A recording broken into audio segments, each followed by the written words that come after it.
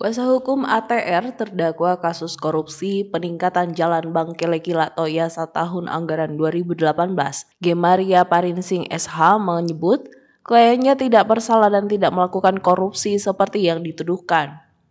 Kuasa hukum mengatakan bahwa pihak telah melakukan pengukuran kembali dengan melibatkan konsultan ternama dari titik 0 hingga titik 7.000 meter.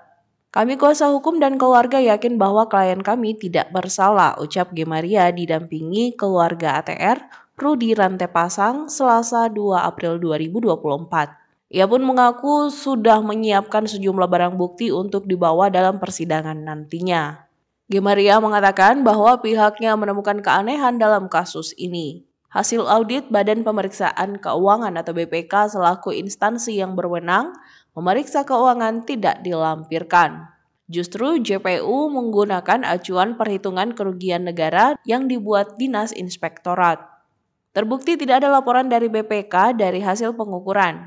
Kesannya sepihak karena tidak ada berita acara pengukuran kembali yang ditandatangani pihak-pihak terkait termasuk rekanan, di situ yang harus dicermati, tuturnya. Jika memang ada dugaan korupsi dalam proyek tersebut, kata Gemaria, konsultan pengawas juga mestinya menjadi tersangka. Tapi mengapa konsultan pengawas tidak ditersangkakan?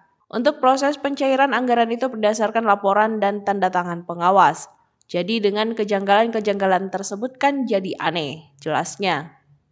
Diketahui bahwa pihak tersangka sebelumnya mengajukan gugatan pra-peradilan di Pengadilan Negeri Makale.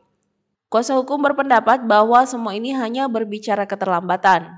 Hanya keterlambatan berdasarkan audit BPK tahun anggaran 2018 untuk pekerjaan poros Bangkele-Kilat Toyasa, tidak ada temuan kerugian negara, tetapi hanya menemukan keterlambatan.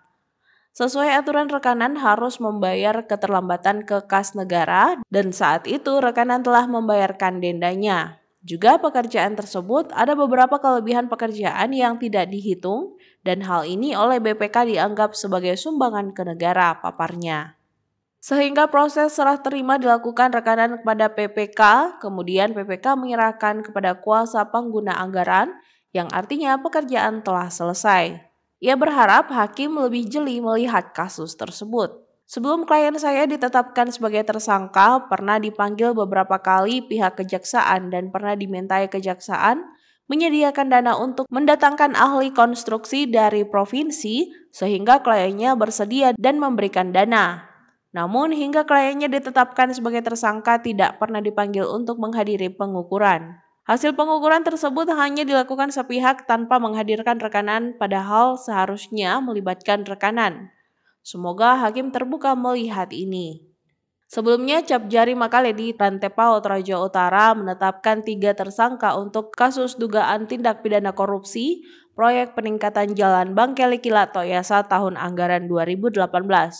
Mereka adalah ATR selaku penyedia atau rekanan, BTP selaku PPK, yang mana keduanya ditetapkan pada 7 November 2023 lalu.